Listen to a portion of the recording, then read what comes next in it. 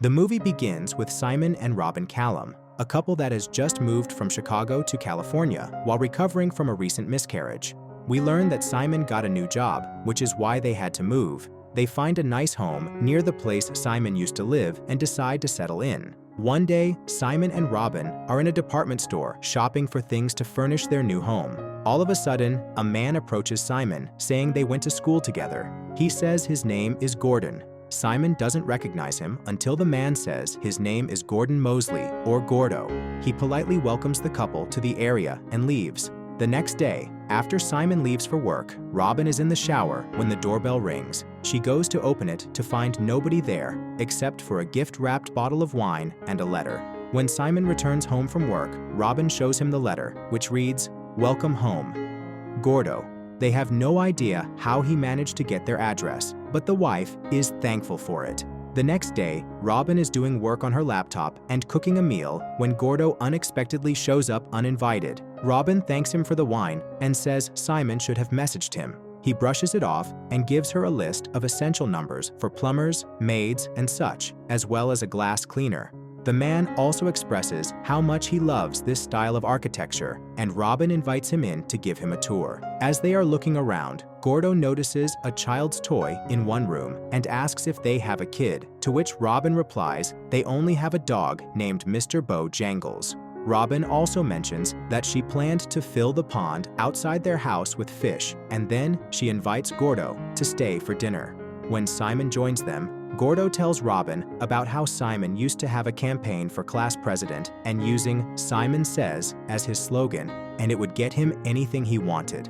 A little too drunk from wine, Gordo comments that "Simon Says" applies to all the nice things Simon has in his life: great home, beautiful wife, nice job, etc., which makes the couple a bit uncomfortable. Simon doesn't approve of Gordo visiting them, even crossing his name out over his phone number on the fridge and writing "Weirdo," as that was Gordo's nickname in high school. He tells his wife that people used to call him Gordo the Weirdo in high school. The next evening, Simon and Robyn attend a corporate event for Simon's job. Later, when they get home, they discover yet another gift from Gordo, a letter thanking them for dinner and some fish food. They then realize the fish food is for the koi fish he got them for their empty pond. Robyn wants to thank him, but Simon says that this is not normal and that Gordo is trespassing. Robyn says that Gordo is just misunderstood, and seeing how Robyn reacts, Simon jokes that she now has a new friend. The next morning, after a run, Robyn is about to start working on her laptop when she hears Jangles bark and sees Gordo at the door. They talk a little, and Robyn invites him in for a cup of tea. Inside the house, Gordo helps set up the TV. Gordo then starts to pick up trash without being asked, and while in the kitchen, he spots the fridge where Simon wrote "Weirdo" beside his phone number. He quickly leaves the house offended. To Robyn's surprise, Gordo later invites the couple over for a dinner party. Later that evening, Simon and Robyn are having a little get-together with Simon's colleagues in their new house. Simon is telling everybody about the strange Gordo, and they all make fun of him. Simon tells his friends how, strangely enough, even though Gordo got upset after seeing what Simon wrote, he still invited them for dinner at his place with another couple. Simon's colleagues joke about Gordo chopping them up into pieces if they go. Simon and Robyn decide to go to Gordo's home. They are surprised to find that he has a nice home. As they walk inside, they ask if the other couple is coming, and Gordo says they canceled last minute, so it's just gonna be the three of them. During the conversation, he mentions that he is not married. Gordo then gets a phone call, which he claims is a work emergency that will only take 5 minutes. He then leaves Simon and Robyn in his home alone. When they are alone, Simon starts making rude comments about Gordo, saying that he has a crush on Robyn and wants to do perverted things to her.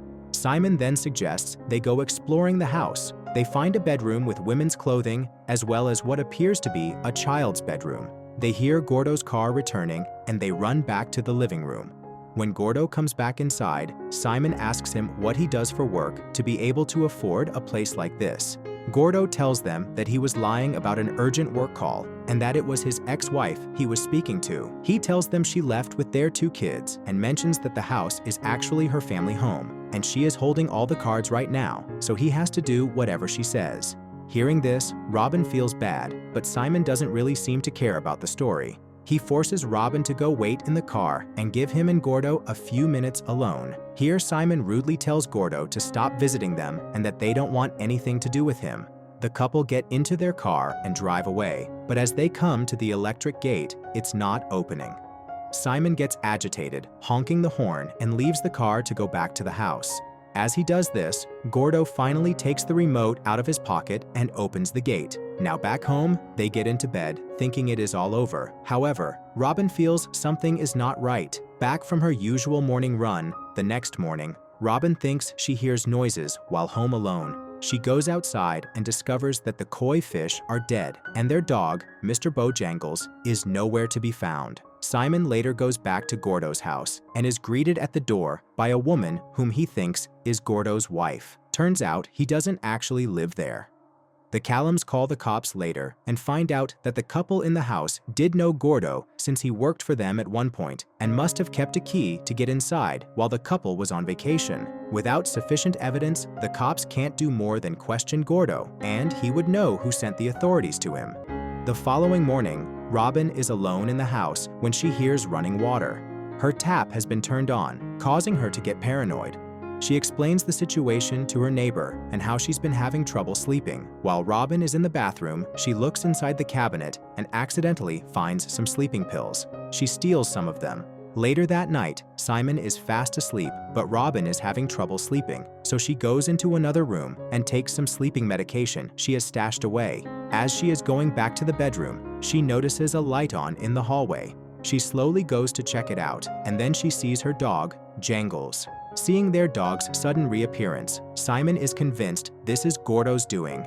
The next morning, Robyn collects the mail and notices a letter from Gordo. In the letter, he expresses his apology for lying, saying that he would feel ashamed to show them where he actually lives. He says that he will leave them alone as they asked, and he also mentions that he forgives Simon and that he is willing to let bygones be bygones. When Robyn asks Simon what it means to let bygones be bygones, Simon replies that he is just an unstable man and has no idea what he is talking about. Robyn knows that there's more to the story. In the meantime, Simon is meeting with his bosses to discuss a possible promotion. He is told that his only competition is his co-worker, Danny McDonald. Back home, Robyn is cutting vegetables when she hears a door closing. Startled, she spills her Gatorade and goes to have a look. While walking to the source of the sound, she suddenly has a panic attack and collapses. It's now the next morning, and Robyn wakes up in her bed. Going to the kitchen, she sees Simon sitting there, and he tells her that when he got home last night, he found her passed out. The wife then tells Simon that she is scared and wants Simon to call Gordo and just say sorry to him to make things right. However, Simon is not listening, blaming everything on the pills she took. When she asks him again what let bygones be, bygones means, Simon gets flustered and responds that he just wants her to move on with her life and stop thinking about Gordo, the weirdo. Over the next few months, Robyn becomes pregnant again. One day, as she is in a store with Lucy, her friend tells her that someone is watching them. When Robyn looks, she sees that it is Gordo. Robyn walks out to him, and he quickly leaves. The couple goes to a baby shower for Robyn. She later takes a walk with Simon's sister, Joan. Robyn asks her if she knows anything about Gordo.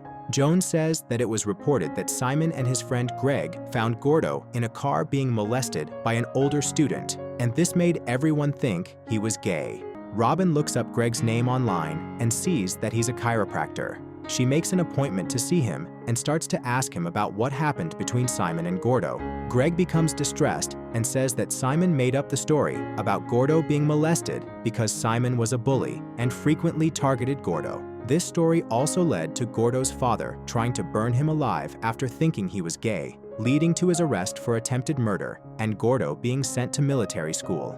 Robyn goes to Simon's home office and sees 2 files on his desk, both of which are background checks, one for Gordo and one for a man named Danny McDonald, a co-worker of Simon's who lost his job after some bad information from his past was spread around. She sees a mugshot of Gordo, as he was apparently arrested years ago for burglary. Robyn later confronts Simon when he gets home, and he callously states that while he did not know what Gordo's father tried to burn him, he doesn't care, since his own dad was hard on him, but he toughed it out and doesn't feel he's done anything wrong. He starts to comment on Robyn taking pills, and she slaps him, saying he's just as much a bully now as he was back then.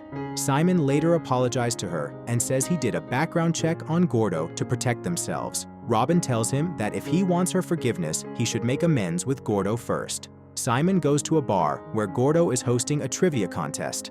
Afterwards, Simon finds Gordo in a parking garage and gives him a half-assed apology, mainly because Robyn told him to. Gordo says it's too late for that, and while Simon thinks he's done with the past isn't done with him. Simon knocks a basket out of Gordo's hands, spilling papers everywhere. Simon then kicks Gordo as he tries to pick them up, then presses him against the pavement, demanding that he accept his apology. Simon leaves and goes home to tell Robyn that Gordo won't bother them again. The Callems host a dinner party for Simon's promotion. A clattering sound is heard from upstairs, followed by another, and then something is thrown through the glass door, triggering the security system. Simon runs outside and sees someone running away. He tackles the man to the ground, thinking it's Gordo, but it is really Danny McDonald, angry with Simon for fabricating the information that lost him his job. Police sirens are heard, and Danny starts begging to be let go. Simon relents and lets him leave. Robyn then announces that she's going into labor. Robyn gives birth to a healthy baby boy. However, she tells Simon that she doesn't want to go back home with him and that she wants a divorce. When he leaves her room, he gets a call from work saying he's being fired after word got around that he lied about Danny.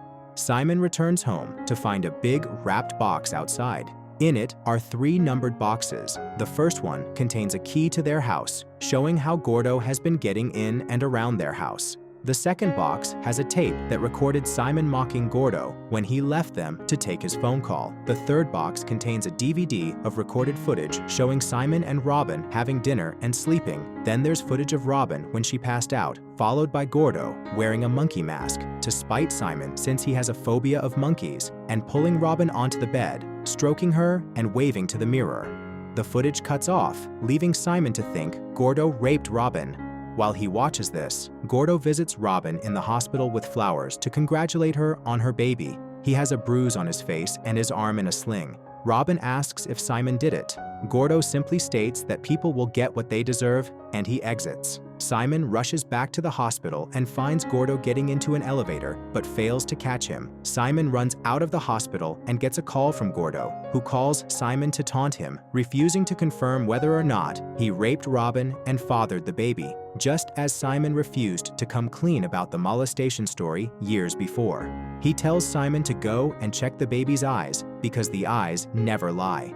Panicked, Simon runs back into the hospital and sees Robyn and the baby. He's totally fixated on the baby's eyes, but he just can't figure them out, while the nurse closes the curtain. With his marriage over and his career destroyed, he drops to the ground, crying, while Gordo looks at him. Satisfied with his revenge, Gordo the Weirdo walks away, tossing away the fake sling from his arm.